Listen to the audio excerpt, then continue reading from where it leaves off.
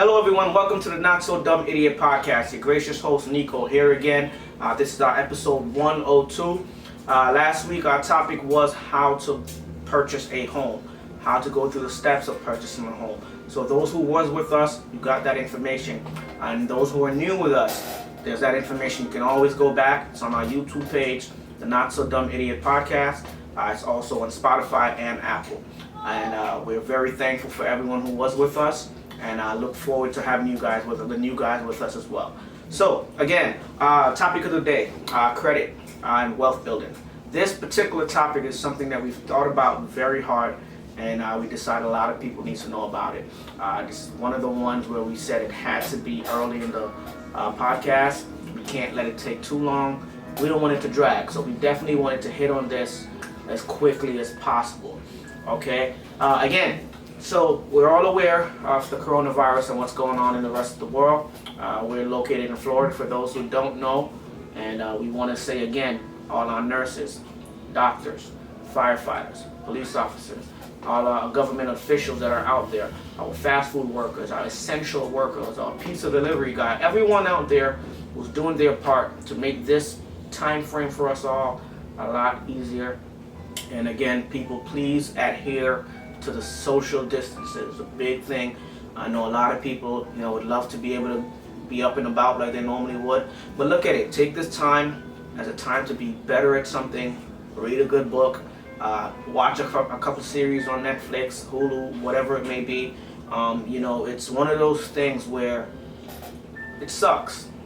We're bored out of our minds, but at the same time, I want you guys to definitely keep in mind how serious this is. Again, thank you guys for definitely doing your part. For those of us that are doing our part, and again, nurses, doctors, firefighters, policemen, all those that are essential to our society, we appreciate you guys and all the hard work you've been putting out there for us. So again, back to the episode, episode 102 again. This is credit and wealth building. So first question, what exact number is considered a good credit score? I know a lot of us, especially those who are younger, young adults, those who are in college, leaving college, finally moving out of your parents' home. This is usually the part where you have young credit, and because of that, a lot of credit companies take advantage of that. And by that I mean they try to send you all the credit cards in the world. They try to give you all the store credit cards that you can get. This way, if you're not aware and you don't know how to handle it, you can end up putting yourself in a lot of debt. So again, one of the things that happened to me, for instance, is I was able to move out on my own. And when I was able to move out on my own, I had a pretty good credit. And that wasn't because I was paying all these great debts.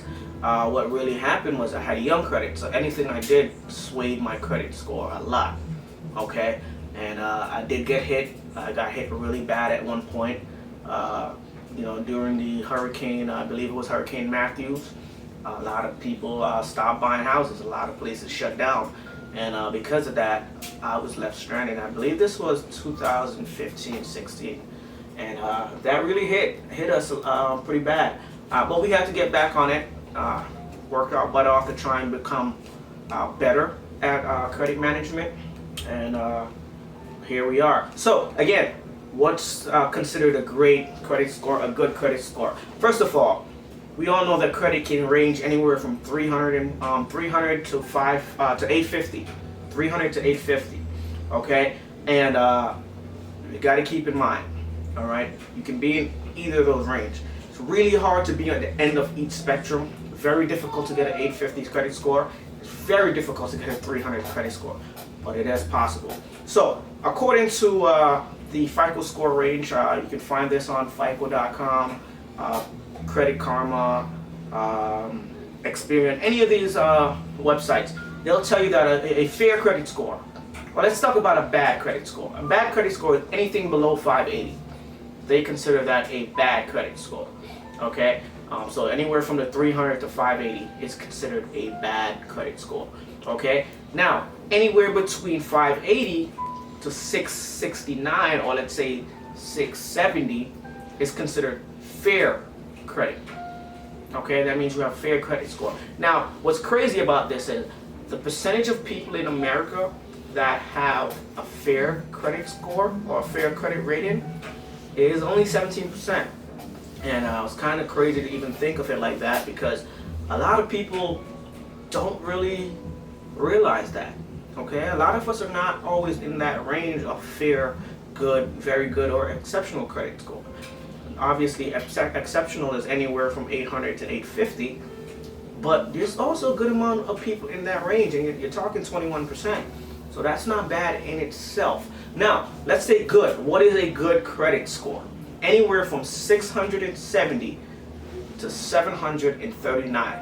Okay, when you're in that range, it's considered a good credit score. Now, the good thing about this is 21% of Americans have what we consider a good credit score.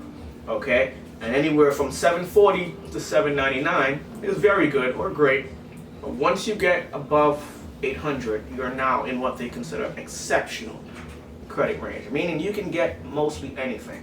Okay, now the thing about credit a lot of people don't understand is this: you can get a car, you can get a house at the lower end of these spectrums. It's possible, but the problem becomes the interest rate they're going to tack on. Now, let's say a person with very good credit, that's anywhere from 740, 770, 799. Let's say they went to buy a car. They're going to get very little interest. I mean, you're probably thinking 3%, 2.5, around those ranges for what we consider very good credit. Now, a person that's, let's say, 550, you can get the same car, you can purchase the same car, but they want you to have a higher down payment. They might ask you to sign something that says your interest rate is 5%. For the same vehicle the next guy just bought for same price, no down payment, and 2.5 interest rate. Now, the interest rate goes a long way. I mean, you buy your car for, let's say, $20,000, and you might end up paying $35,000 back because of bad credit. Okay, so that's one of the things we definitely want to keep in mind. So again, the scores or the ratings are very important and very impactful to how you proceed with your life. Okay, so let's see. Little review quickly. 580 to 669 is fair. 670 to 639 is good. 740 to 799 is very good or great. And 800 to 850 is exceptional. Okay, so you just started out, you're a young kid, like I was, not sure how to actually manage your credit, not sure how to handle a credit card with a $3,000-$4,000 balance. You have money, that's all you think. So how do you actually build that credit? How do you build your credit if you had a lower credit? For instance, let's say you had a 400 credit or a 500 credit. How do you build it? Well, one of the most important things is obviously paying your bills on time. Okay? When we say pay your bills on time, we're talking every bill that's possible, any bill that has a debt to, or is it, let's say debt ratio. Yeah, let's say debt ratio, right? Anything that can be reported to the credit bureau. Okay, that could be your phone bill, that can be your credit card bill, that can be your car loan, your house, anything, your mortgage, your rental, anything that you have signed that stated that it can be reported to the bureau is one of those bills you definitely have to pay on time. Okay, when lenders review your credit, they always request your credit score. They want to know how reliable you are in paying your bills. Okay, your past payment performance is always a good indication of where you'll be in the future. Okay, so if me now, a lender, is going to lend you $100,000 to buy a house, I have to know that you're going to be able to pay that $100,000 back on time. Okay, when you purchase a home, a lot of the times they say you got 30 years to pay back. Those lenders are banking on the fact that you've already made good payments. you're already good on your payments. So you're not going to break good habits now. So that's really why you want to always pay your bills on time, okay? And that does not include just credit cards or loans, okay? We're talking all your bills, rent, utilities, phone, anything that you sign up to pay for. Please make sure that you follow up with it, because that's how you'll build your credit, okay? If you're behind by payments, just try to bring them current as best as possible. Remember, if you are late or you're going to be late, it's always okay to call those debtors that you owe. Let the car insurance, let the credit card guy know that. Let the car loan, let these people know, hey, look, I can't make it this month. Is there any way you can extend this? Or is there any way that you can not report it on my history this month? Okay, give me some time. A lot of the time they'll say, hey, if you can do this, pay X amount, you can get next month, the next 2-3 months off from payment. So always want to try and keep that in mind when going forward. I wish I knew that when I was younger. I wish I wasn't so prideful when I was younger, because at that time I could have easily avoided some of the situations that came on me. Again, Hurricane Matthew came along. I thought everything was going to be fine, but a little mess up here, a little mess up there, and that, took a big toll on my credit. So again, everyone, that's something you want to keep in mind. You can always call and let them know, hey, I don't think I can do it this month. Is there anything you can do for me? More time than not, they don't want to lose your business. They'd rather extend your payments out or even put you on a payment plan than to lose your business. Okay? So again, we know that you can pay your bills on time to build your credit. Another thing you can do, you can actually create credit for things like your utility bills, your cell phone payments, your rental. There's actually websites available to help you do that. I believe Self-Lender is one. Self-Lender, you can lend yourself money and borrow and pay back on time, or pay yourself over time, and boom, you're building credit. I know Experian has this great tool they call Experian Boost, which you can include your phone bill, you can include your utility payments, you can include so many things, and it will actually boost your FICO score, which I think is very unique, very important. So that's a really nice thing to think about. There's not a lot to go on with the subject, because again, these are things that you're creating credit based on what you're already paying anyway. Again, as long as you maintain your payments that you already have, then you should be good just building your credit that way. Okay? Now, another thing a lot of people don't understand about credit, right? And this is our third question, or our third way of building your credit, right? Not only can you pay off your debt, but you have to be able to keep your balances low on your credit cards, okay? And any revolving credit, are things like credit card, are things like car payments. Those are revolving. You have to pay those every month until they're paid off, okay? Now, your credit card utilization is very important, okay? And it's very big when it comes to the actual number of your credit score, all right? So, what I was taught growing up was you want to maintain a 70-30 credit debt to credit card debt ratio. Okay.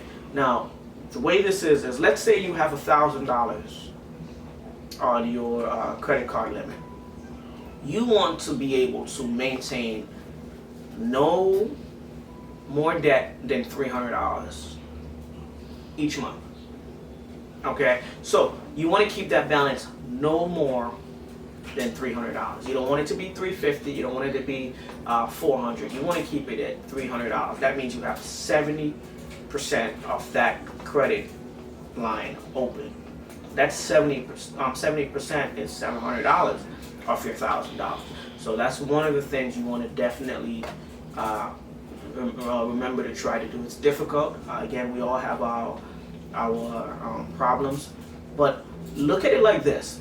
Let's say you have a utility bill. You have to pay your light bill and your light bill is $150 a month, okay, one thing you can do out of your $1,000, you can pay $150 from your credit card, okay, that took care of the light. Now let's say you have another bill, a water bill, another $150 a month. That's $300. $150 from your light, $150 from your water, right? You pay both on that credit card. That's $300 off the top of your credit card. Now you're at $700 remaining. But you were gonna have to spend that $300 anyway. Well, here's how you can do it. You take that $300 that you are gonna pay for those individual light and water and pay it towards your credit card. So that $300 go back to that credit card that you would have spent on your light and water. Or you can put $250 and maintain a low balance. Remember, you don't always want to pay off your cards.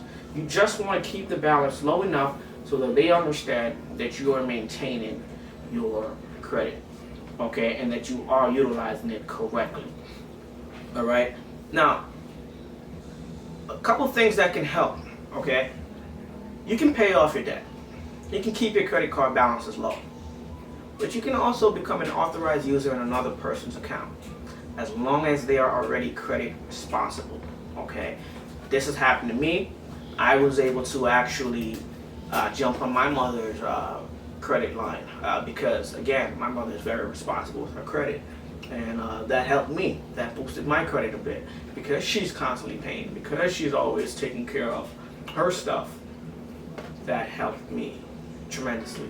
So again, guys, something you want to keep in mind, always look for alternatives to make sure that it definitely works out for you. Okay? Now, another thing, don't just open accounts, okay, just to have a credit mix. Don't do that. You know, it might not even help your credit at all. Unnecessary things can harm your credit just as doing positive things can help your credit, okay?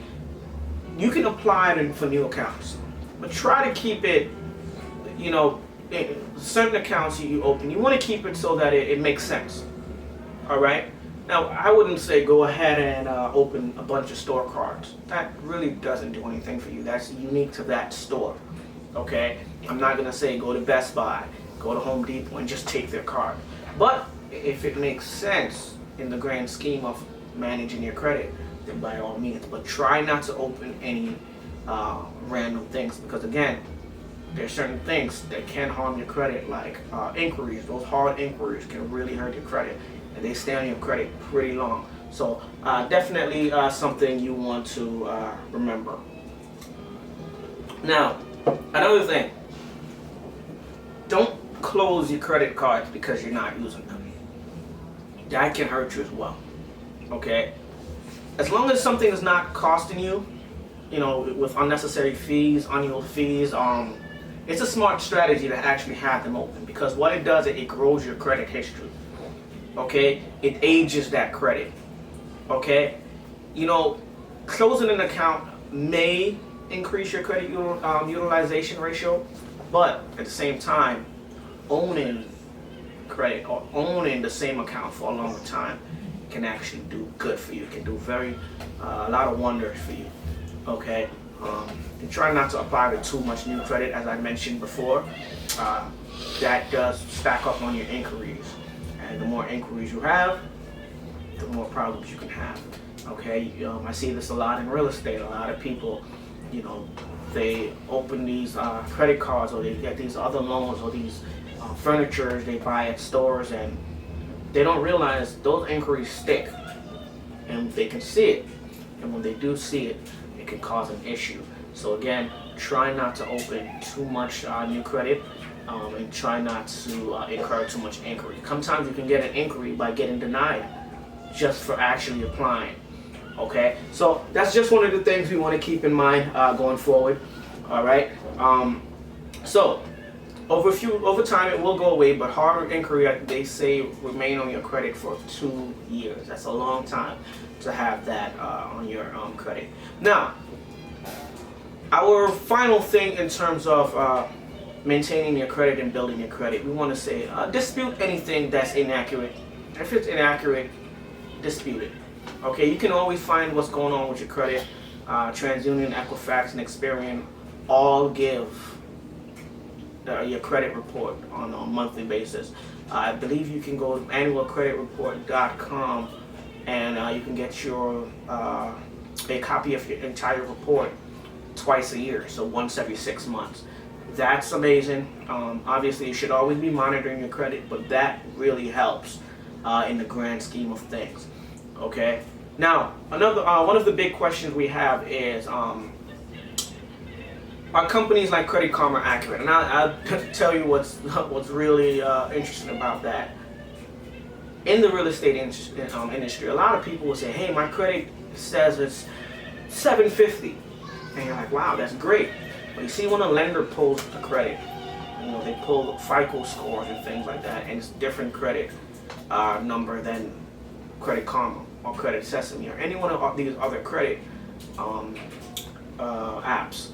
Okay, it can be very inaccurate at times, but there are times where I see it actually helps, where the Credit Karma says something different, but when they do pull it, it's much higher than they expected. Okay, so these apps, they have their ups and downs, but they can be very beneficial in maintaining your credit, being able to see what's on your credit, being able to understand what you're doing right and what you're doing wrong, and that's the benefits of those things. So though they may not always be accurate, they're very good for consistent understanding of what's going on with your credit. And plus, by looking at what you're doing, they're able to suggest other things that may help you. They may suggest, "Hey, look, you now qualify for this credit card that can benefit you this way because there's no interest." Or, "Hey, you use a gas station a lot. We see that you buy a lot of gas. This credit card here has returns. They pay you for using it." So, those are some of the good things. So, let's go back on what we initially stated. How to maintain your credit. Pay your bills on time. Okay? Remember, late payments and collections have serious impact on your credit. All right? Do not apply for credit frequently.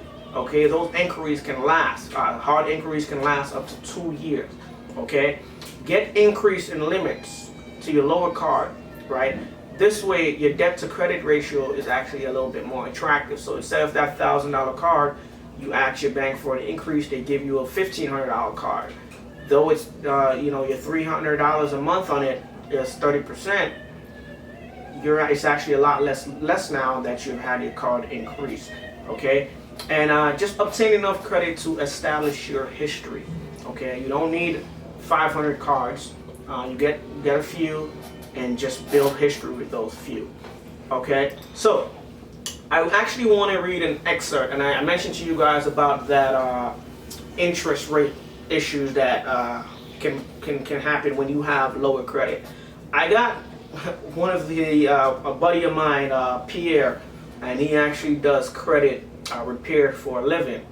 And one of the things he posted on Facebook, I did ask Pierre for his permission to read this excerpt. So I'm going to read a conversation Pierre had with a client of his, or a potential client of his. Okay, here we go. So Pierre asked the guy, "Hey, how are you doing? How may I help you?" The client says, "I want to buy a house in 2020, maybe 2021, but my credit is 465. I'm also buying a car next month. To buy here, pay here." So we all know what those buy here, pay here are. You cannot pay online. You cannot pay anywhere else but to that company, and they actually skip the credit, the whole credit thing, because you agreed to pay them in person, in cash and whatnot. So Pierre says, "No problem. I'll diagnose your credit and we'll go from there. How soon do you want to get started?" "ASAP. How much?" "Well, you have 300. The price is X amount, very affordable." The client then says, "Oh my gosh, that is so expensive.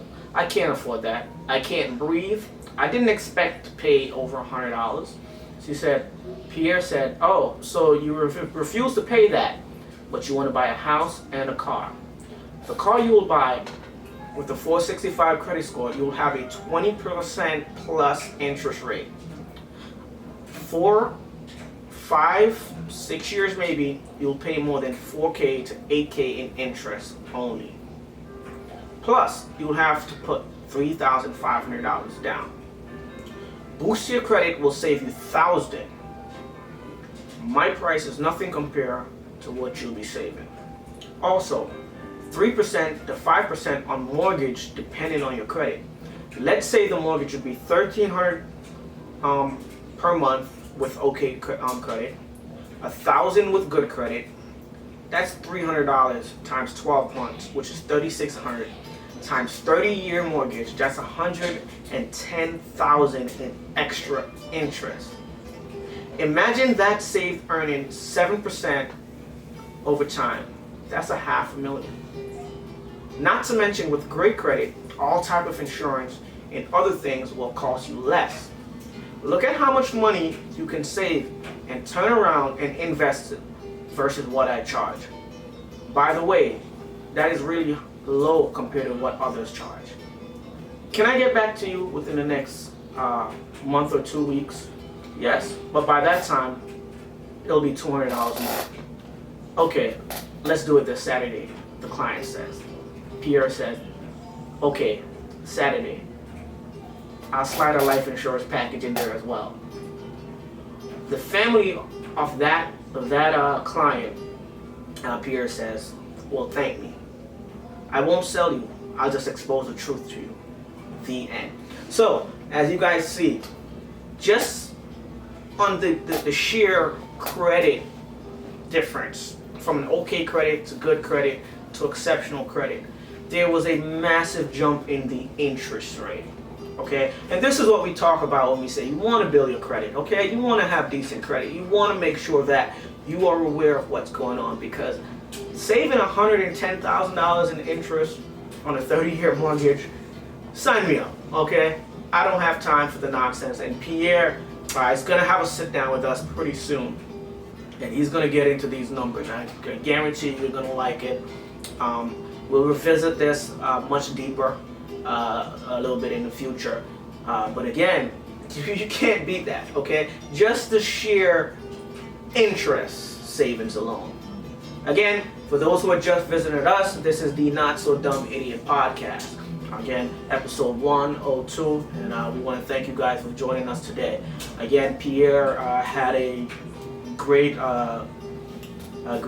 example of why we all need to fix our credit, and he will be on the show with us sooner rather than later. Again, thank you guys for sitting down with us. Again, you can follow us on YouTube. Please like and subscribe. YouTube, it is in the description for the Spotify and Apple link. Again, this is the Not So Dumb Idiot podcast. You can find us on YouTube, Spotify, and Apple. All right, we thank you guys, and we also want to say that, again, thank you guys who are out there who are practicing social distancing and keeping the coronavirus at bay. As of today, April 5th, going into the 6th, we want to say New York City is doing a little bit better. They had their first decrease in new patients and death as of yesterday, which is the first time since this thing has hit that's happened. So again, those doctors and nurses, firefighters, and policemen, thank you guys. You guys are doing an exceptional job. And I want to shout out one of my buddy, Stefan, who contracted the coronavirus, and he is also an essential worker. He is a policeman, and you know, this happened when you're out there giving your life. Okay, when you're risking it all for everyone, this can happen. So we want to say thank you guys for doing that. Thank you for those who are practicing social distancing. Thank you for the nurses, the doctors, the firefighters, policemen, and everyone out there who are essential workers. Again, this is the Not So Dumb Idiot podcast, episode 102. And we thank you guys for spending your time with us today. We look forward to seeing you guys again next week. Please click the links in the description box, and definitely follow us on Spotify and Apple. Subscribe to the YouTube channel as well. A lot more content to come. Thank you guys. Enjoy the rest of your week. Bye.